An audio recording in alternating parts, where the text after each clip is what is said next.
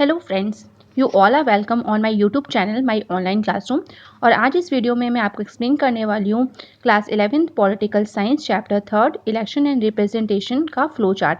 तो देखिए, ये फ्लो चार्ट वीडियो है और इसमें मैं सारी की सारी आपको चैप्टर की इंपॉर्टेंट हेडिंग्स को बताती हूँ और एक शॉर्ट वे में हम पूरे के पूरे चैप्टर को समझ लेते हैं इसी वे में। और अगर आप इस चैनल पर न्यू हैं तो प्लीज़ इस वीडियो को लाइक करिए, शेयर करिए और साथ ही इस चैनल को सब्सक्राइब भी कर लीजिए, क्योंकि इस चैनल पर आपको इसी तरह की और वीडियोज़ भी मिल जाएंगी आपकी पॉलिटिकल साइंस से रिलेटेड। आपका जो भी फ्लो चार्ट है, जितने भी आपके लाइन टू लाइन एक्सप्लेनेशन है, वो सारी वीडियोस और आपको नोट्स भी प्रोवाइड हो जाएंगे यहाँ पे। तो देखिए, सबसे पहले मैं आपको बताती हूँ इंट्रोडक्शन। देखिए, चैप्टर का नाम है इलेक्शन एंड रिप्रेजेंटेशन। तो बिल्कुल इस चैप्टर का जो मेन हेडिंग होगी वो इंट्रोडक्शन होगी। और इंट्रोडक्शन में बिल्कुल हम यही जानेंगे, क्योंकि इलेक्शन चैप्टर का नाम है, तो किस तरह से पूरा का पूरा जो प्रोसेस है इलेक्शन का वो कंट्री में किस तरह से होता है इंडिया में, और कौन कौन से जो सिस्टम है इलेक्शन के वो यहाँ पे पाए जाते हैं, उसको फॉलो किया जाता है और क्यों किया जाता है। देखिए, हमेशा बात ये भी सोचने की होती है कि अगर भी किसी भी सिस्टम को अगर आप फॉलो कर रहे हो तो वो क्यों कर रहे हो। ठीक है, कोई ना कोई पर्टिकुलर वजह भी उसके कोई ना कोई पर्टिकुलर रीज़न भी होता है उसके पीछे। तो ये सारी चीज़ें आप पढ़ेंगे और इसमें आप फिर इलेक्शन की क्या प्रॉब्लम्स होती हैं, क्या चैलेंजेस होते हैं, कौन इलेक्शन को पूरे के पूरे ऑर्गेनाइज किया जाता है, कौन हमारे रिप्रेजेंटेटिव्स होते हैं, किस तरह से हम अपने रिप्रेजेंटेटिव्स को चूज़ करते हैं, क्या इलेक्शन के रिफॉर्म्स कौन से होते हैं। तो ये सारी चीज़ें हम इसमें पूरा का पूरा चैप्टर का कॉन्सेप्ट है, ये कंटेंट है जो हम पढ़ेंगे। तो इसके बाद देखिए इलेक्शंस एंड डेमोक्रेसी, और देखिए नेक्स्ट हेडिंग है इलेक्शंस एंड डेमोक्रेसी। तो ये देखिए दोनों ही जो वर्ड्स हैं वो एक दूसरे से कनेक्टेड है। हमें पता है अच्छे से, हमने बहुत ज़्यादा अपनी प्रीवियस क्लासेस 9th और 10th में पढ़ा है कि जो इलेक्शंस होते हैं वो मेन फीचर होते हैं डेमोक्रेसी के। ठीक है, और आप ये कह सकते हो जैसे किसी कंट्री में अगर डेमोक्रेसी है और अगर वहाँ पे इलेक्शंस होते हैं तो इट शोज़ कि वो कंट्री जो है वो डेमोक्रेटिक है। ठीक है, तो कई ज़्यादा जो कंट्रीज़ हैं वो बेशक ट्रूली डेमोक्रेटिक नहीं होती हैं, वहाँ पे इलेक्शंस ज़रूर वो ऑर्गेनाइज करते हैं और शो करते हैं दूसरे वर्ल्ड की दूसरी कंट्रीज़ को कि देखिए, हमारे यहाँ तो इलेक्शंस होते हैं और माना जाता है कि इलेक्शंस मेन फीचर होते हैं डेमोक्रेसी के, तो हमारे यहाँ पे डेमोक्रेटिक है। बट ट्रूली अगर देखे जाए तो ट्रूली वो डेमोक्रेटिक नहीं होते हैं। इसी तरह से देखिए, जो डेमोक्रेसी है और जो इलेक्शंस प्रोसेस होता है वो दो तरह से होता है। ठीक है, एक होता है डायरेक्ट डेमोक्रेसी और इलेक्शन। तो देखिए डिफरेंट डिफरेंट नाम होते हैं। ठीक है, तो यह नाम भी याद रखिएगा। ये आपसे पूछा जा सकता है कि डायरेक्ट इलेक्शन क्या होता है, या डायरेक्ट डेमोक्रेसी क्या होता है, या डायरेक्ट रिप्रेजेंटेटिव्स क्या होते हैं। ठीक है, इस तरह से पूछा जा सकता है। फिर आपका आता है इनडायरेक्ट डेमोक्रेसी क्या होती है, या फिर इनडायरेक्ट इलेक्शन क्या होते हैं। तो देखिए, डायरेक्ट इलेक्शन आपने कई बार देखा होगा इंडिया में, थ्रू आउट द कंट्री जब इलेक्शन होते हैं तो पूरी कंट्री को कॉन्स्टिट्यूंसीज में, डिफरेंट डिफरेंट कॉन्स्टिट्यूंसीज में बांट दिया जाता है, जहाँ पे वोटर्स जो है पर्टिकुलर वोटर्स जिस जिस डिस्ट्रिक्ट से बिलोंग करते हैं, जिस जिस पोलिंग बूथ पे उनका नाम आता है इलेक्टोरल लिस्ट यानी वोटिंग लिस्ट में, तो इस हिसाब से वो जाते हैं अपना वोट डालने। तो ये जो डायरेक्ट डेमोक्रेसी और जो इलेक्शन होता है वो होता है पीएम के लिए यानी प्राइम मिनिस्टर के लिए, कंट्री के, और चीफ मिनिस्टर के, ठीक है, स्टेट के लिए। इसके बाद देखिए आइए इनडायरेक्ट डेमोक्रेसी और इलेक्शन। तो डायरेक्ट डेमोक्रेसी में सारे के सारे जो सिटीजन होते हैं कंट्री के, जो 18 ईयर्स से ऊपर होते हैं विदाउट एनी डिस्क्रिमिनेशन, वो सब अपने वोट को कास्ट करते हैं। अच्छा, इनडायरेक्ट डेमोक्रेसी और इलेक्शन में क्या होता है, ऐसा कुछ नहीं होता, जस्ट इसका अपोजिट समझ लीजिए। ठीक है, इसमें हर एक जो सिटीजन है कंट्री का वो वोट नहीं देता है, बट जो भी उसने अपने रिप्रेजेंटेटिव्स को चूज़ किया है, ठीक है, जिसको चूज़ करके उसने पार्लियामेंट में, राज्यसभा, लोकसभा में भेजा है, तो वो वहाँ पे इलेक्शन ऑर्गेनाइज करते हैं, वो वोट देते हैं। और यहाँ पे पर्टिकुलरली जो इलेक्शन होते हैं वो होते हैं आपके प्रेसिडेंट और वाइस प्रेसिडेंट के। ठीक है, जिसमें पूरी कंट्री के लोग वोट तो नहीं देते, आप कह सकते हो वोट नहीं देते, पर देते भी हैं। कैसे देते हैं, अपने रिप्रेजेंटेटिव्स के थ्रू। इसके बाद नेक्स्ट मूव करते हैं नेक्स्ट हेडिंग पे फ्लो चार्ट की। तो ये है इलेक्शन सिस्टम इन इंडिया।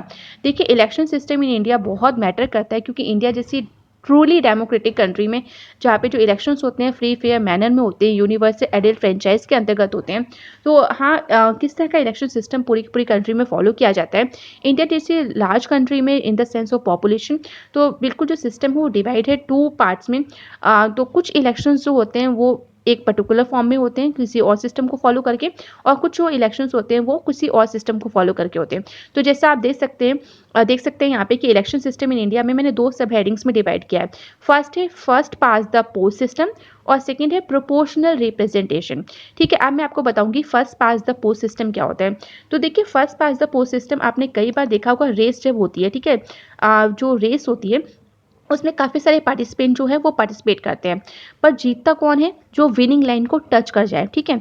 अच्छा, जो विनिंग लाइन को टच कर जाता है वो विजेता हो जाता है, यानी वो विनर हो जाता है। पर देखिए जो और पार्टिसिपेट होते हैं वो बेशक चाहे थोड़ी दूरी से या थोड़ी टाइमिंग की वजह से वो लेट हो गए, जिसकी वजह से वो जीत नहीं पाए।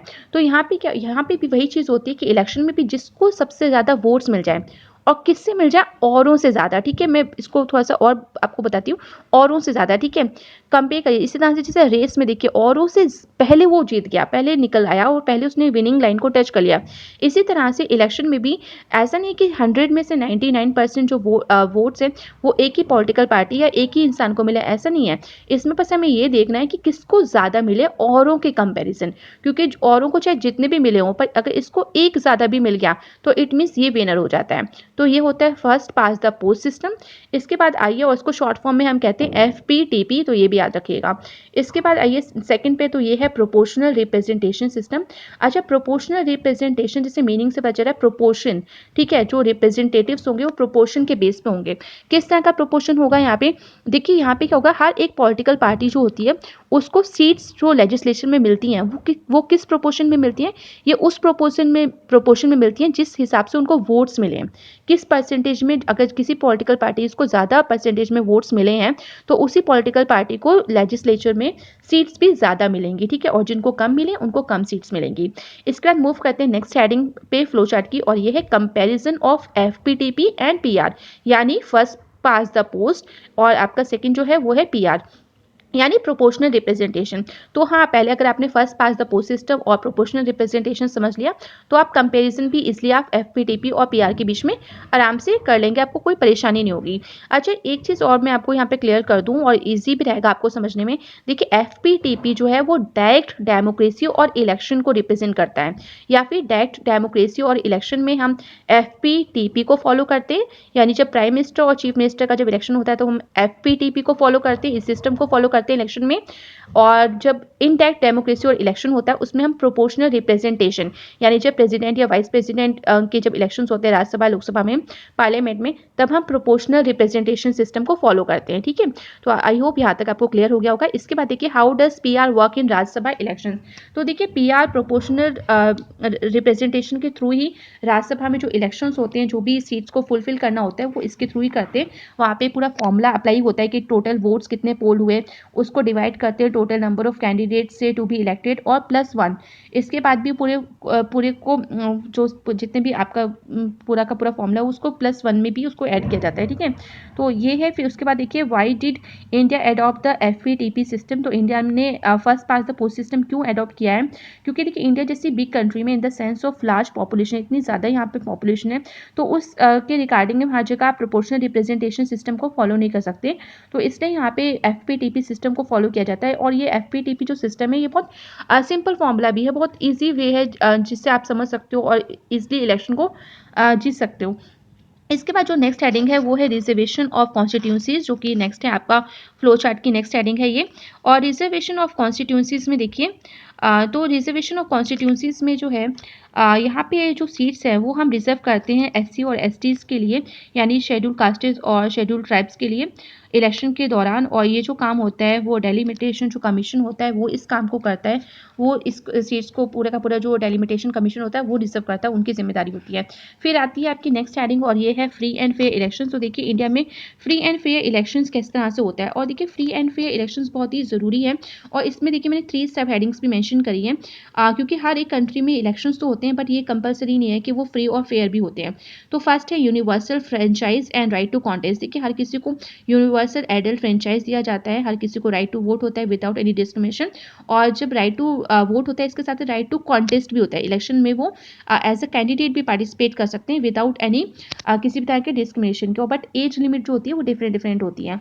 इसके बाद देखिए सेकंड सब हेडिंग जो है वो है सेकंड सब हेडिंग ये है आपकी इंडिपेंडेंट इलेक्शन कमीशन। और इसमें देखिए जो इलेक्शन कमीशन जो होता है जिसकी पूरी जिम्मेदारी होती है कि वो थ्रू आउट पूरी की पूरी कंट्री में किस तरह से जो इलेक्शन उसको ऑर्गेनाइज करते हैं। और इसके लिए बहुत ज़रूरी है कि इलेक्शन कमीशन जो है वो एक इंडिपेंडेंट ऑर्गेनाइजेशन हो, उस पर किसी तरह का प्रेशर ना हो, किसी तरह का बर्डन ना हो, वो जिस मुताबिक चाहे अपने काम करता रहे, उसके काम में कोई इंटरफेयर ना करे। इसके बाद देखिए फंक्शंस ऑफ इलेक्शन कमीशन आता है, तो बिल्कुल फंक्शंस बहुत ज़रूरी हैं।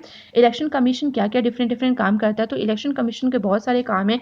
जिस तरह के पूरे इलेक्शन कमीशन पूरा ऑर्गेनाइज करता है इलेक्शंस को थ्रू आउट द कंट्री, पूरी के पूरे कंट्री में जो कॉन्स्टिट्यूंसीज हैं उनको डिवाइड करता है और सुपरवाइज भी करता है पूरे के पूरे काम को, वोटर्स लिस्ट को अपडेट करता है, इलेक्टोरल लिस्ट को, यहाँ तक कि स्केड्यूल जो है इलेक्शन का वो प्रिपेयर करता है, टाइमिंग बताता है।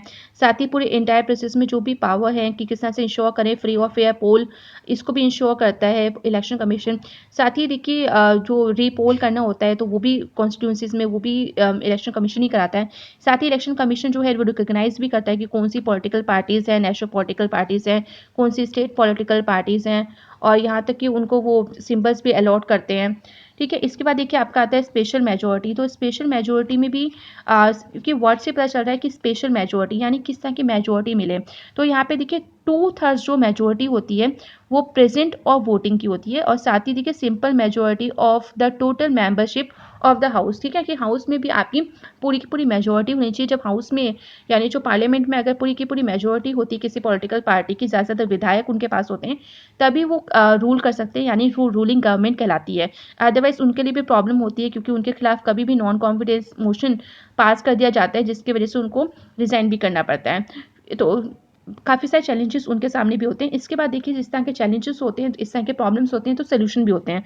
तो इलेक्टोरल रिफॉर्म्स की कभी कभी कुछ जो डीमेरिट्स हैं हमारे इलेक्शन में, तो उसको किस तरह से रिफॉर्म्स यानी किस तरह से उसको सुधार सकते हैं।